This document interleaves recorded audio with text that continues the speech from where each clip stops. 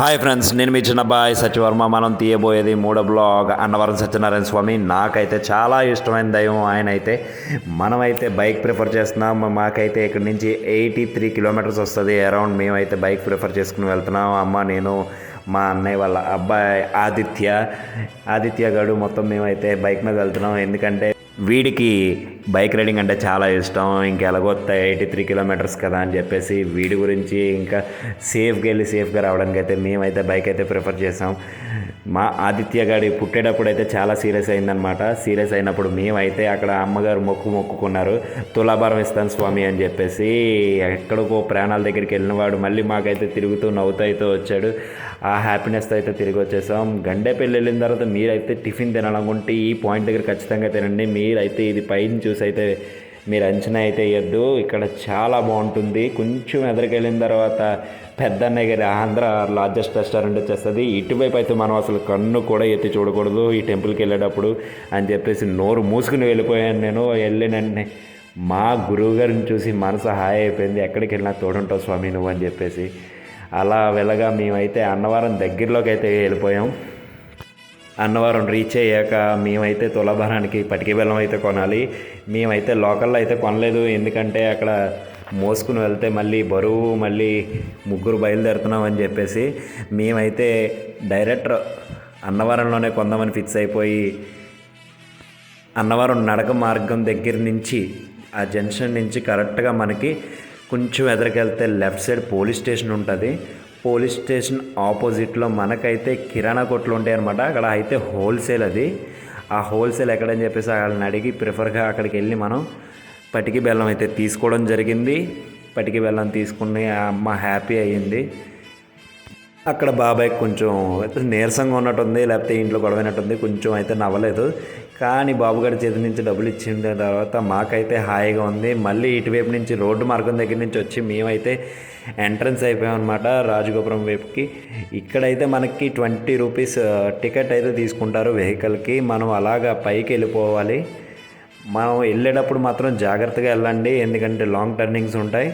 పైకి వెళ్ళిన తర్వాత రూమ్స్ దగ్గర అయితే మన బైక్ అయితే పార్కింగ్ చేసి మనమైతే అక్కడ మెట్లు ఉంటాయి, మెట్ల దగ్గర నుంచి రాజగోపురానికి అయితే వెళ్ళిపోవచ్చు. మనం ముఖద్వారం చూసిన వెంటనే మనకైతే ఆ గోపురం చూసిన వెంటనే మనసు అయితే హాయ్ అయిపోయింది. ఆ గోవిందనామాలు చూసి మనమైతే అక్కడి నుంచి అయితే లోపలికైతే వెళ్ళబోతున్నాం. మనకి లెఫ్ట్ సైడ్ వచ్చేసి మీకు లడ్డూస్ కౌంటర్ అయితే లెఫ్ట్ సైడ్ ఉందన్నమాట. మీరు ఇక్కడ కానీ ఏది కొనుక్కోవాలన్నా సరే డబల్ రేట్ అయితే ఉంటుంది. మీరు ఏం తెచ్చుకోవాలన్నా సరే కింద నుంచో లేకపోతే మన ఇంటి దగ్గరలోనే కొనుక్కుని అయితే బయలుదేరండి. మళ్ళీ పైకి వచ్చిన తర్వాత అయితే మీరైతే ఇబ్బంది అస్సలు పడకూడదని చెప్తున్నాను. మరి కొబ్బరికాయలు ఏం తీసుకోవాలన్నా సరే కిందే కొనుక్కోండి, మీకు వచ్చే దారిలోనే దొరుకుతాయి. ఇక్కడ అన్ని డబల్ రేట్స్ ఉంటాయి. మీరు వచ్చి మళ్ళీ బాధపడతారు. ఒకవేళ రథం చేయించుకుందామంటే మనకి 1, 2, 3, 4, 8, 9 అయితే ఇటువైపు సైడ్ ఉంటాయి. రథమే అయితే ఫ్రీ దర్శనం కూడా అటువైపు సైడే ఉంది మనకి. ఇటువైపు వచ్చేసి నిత్య కళ్యాణ మండపాలు ఉంటాయన్నమాట. లెఫ్ట్ సైడ్ వచ్చేసి మనకి రథం జరిగేది ఇయే మొత్తం అంతా. ఇదంతా రథాలు జరుగుతాయి మనకి. మనమైతే మార్నింగ్ వచ్చినట్టయితే మీకు నిజంగా రథం కూడా చూపిద్దాను నేను. మనమైతే కొంచెం లేట్గా బయలుదేరిన వాళ్ళు మనం వచ్చేటప్పటికి లేట్ అయిపోయింది, 12:30 అయిపోయింది. మనమైతే ఇక్కడి నుంచి అయితే తులాభారం ఎక్కడ వేయాలని చెప్పేసి వాళ్ళని అడిగాం. ఆ వాళ్ళు ఏం చెప్పారంటే రాజగోపురం పక్కన అయితే లోపలికి వెళ్తే అక్కడ తులాభారం వేయడానికి ఉంటుందని చెప్పారు మనకి. మీరు కూడా తులాభారం వేయాలనుకుంటే తులాభారం వేయడానికి ఎటువంటి టోకెన్స్ కానీ ఎటువంటి ఏమీ లేవు. మనం తులాభారం వేయడానికి డైరెక్టర్గా స్వామివారి పక్కన రాజగోపురం పక్కన ఏదైతే ఉందో లోపలికి వెళ్ళడానికి మనకి మెట్ల ద్వారా లోపలికి వెళ్ళి మనం అక్కడ తులాభారం వేయచ్చు. మనం ఇదేంటంటే మనకి ఇక్కడ టైమింగ్ చూసేవారు అనమాట. ఇదివరకు ఇక్కడైతే మనకి టైమింగ్ తెలుస్తుంది. మనం పైకి వెళ్దాం రండి. ఫస్ట్ ఆఫ్ ఆల్ ఇక్కడ నుంచి వ్యూ అయితే చూడండి, చాలా అందంగా ఉంటుంది. మీకైతే కెమెరాలో ఎలా కనిపించింది, కానీ నేను కళ్ళతో చూస్తే చాలా సంతోషం వేసింది. ఎందుకంటే చాలా అందంగా ఉంది. మీరైతే ఖచ్చితంగా చూడవలసింది అది మాత్రం మిస్ కొట్టకండి అసలు. చూసారు కదా, ఇక్కడ ఈయనైతే ఆయన ఫ్యామిలీకి అయితే ఎక్స్ప్లెనేషన్ చేస్తున్నారనమాట. అక్కడ 12:20 అయింది టైం అని చెప్పేసి. మీకు కూడా చూపిస్తాను, చూడండి. ఇది 12:20 అనమాట, ఇది 12:40 అనమాట. మనకైతే ఇక్కడ స్కేలింగ్ టైప్లో ప్రతి దగ్గర ఉన్నది. టైం మొత్తం నీడ ద్వారా కౌంట్ అవుతుంది మనకి. ఈ నీడ చూసారా కరెక్ట్గా ఇక్కడ ఉంది. కరెక్ట్గా 12:20 అయింది. మా ఆదిత్య గడైతే అక్కడైతే హ్యాపీగా గంతులైతే వేసేస్తున్నాడు. అండ్ అలాగే అక్కడి నుంచి పట్టుకుని వెళ్ళిపోయాము తులాభారం వేయడానికి డ్రెస్ చేంజప్ చేసి తులాభారం అయితే స్టార్ట్ చేసాం. అమ్మ అయితే కూర్చోబెడుతుంది. వాడికైతే షివరింగ్ వచ్చిందనమాట. వాడైతే ఏడుస్తూనే ఉన్నాడు కొంచెంసేపటి వరకు. ఏడుస్తున్నా సరే ఎక్కడ తగ్గకుండా చుట్టూరు అందరూ నవ్వుతున్నారు. ఆడు పాపం కంగారు పడిపోయాడు. కంగారు పడిన నేనైతే తీసుకున్నాను వాడిని. తీసుకున్న తర్వాత ఎలా చూస్తున్నాడో చూడండి, మొత్తం బెదిరిపోయి. ఇక్కడి నుంచి అయితే మేమైతే అమ్మవారికి అయితే తులాభారం వేసిన పట్టిక బెల్లం ఇచ్చేసాం. పంతులు గారు అయితే ఒక ప్యాకెట్ అయితే ఇచ్చారు మాకు, ఇంట్లో వాళ్ళందరినీ తినమని చెప్పి ప్రసాదం కింద. మేమైతే ఇక్కడి నుంచి అయితే ఫోన్ తీసుకెళ్ళడానికి అవైలబిలిటీ లేదు. మేమైతే దర్శనానికి వెళ్ళిపోయాం. దర్శనం అయితే బాగా జరిగింది.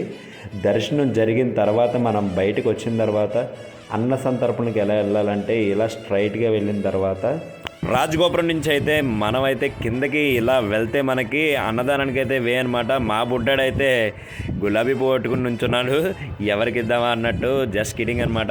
మనం ఇలా కిందకి వచ్చే కానీ లెఫ్ట్ సైడ్లో అయితే మీకు ప్రసాదం తీసుకోవడానికి రైట్ సైడ్ తీసుకొని మీరు ప్రసాదం, లెఫ్ట్ సైడ్లో మీకు తాళ్ళు, పటికి బెల్లం, ఇంకా అటుకులు అన్నీ తీసుకోవడానికి అయితే లెఫ్ట్ సైడ్లో అయితే ఉంటుంది అనమాట. మా బుడ్డాడు అయితే ప్రసాదం తీసుకునే లోపల అయితే ఎగిరి గంతులు వేసేస్తున్నాడు. పడుకున్న అంకుల్ని కూడా లేపేశాడు అక్కడ. ఇక్కడి నుంచి ఎలా వచ్చేస్తే మనకైతే రామాలయం ఉంటుంది. రామాలయం మస్ట్ అండ్ షుడ్గా మీరైతే దర్శనం చేసుకోండి. ఎవరికైనా వాష్రూమ్ ప్రాబ్లం ఉంటే అక్కడే ఆ ప్లేస్లోనే మనకి లెఫ్ట్ సైడ్లో అయితే వాష్రూమ్స్ ఉంటాయి. మనమైతే అన్నదానానికి అయితే వచ్చేసాం. ఇదిగోండి అన్నదానం అయితే ఈ పైన మెట్లు ఎక్కిన తర్వాత మనకి లెఫ్ట్ సైడ్లో అయితే వే ఉంటుంది. ఇక్కడ అయితే అన్నదానం జరుగుతుంది.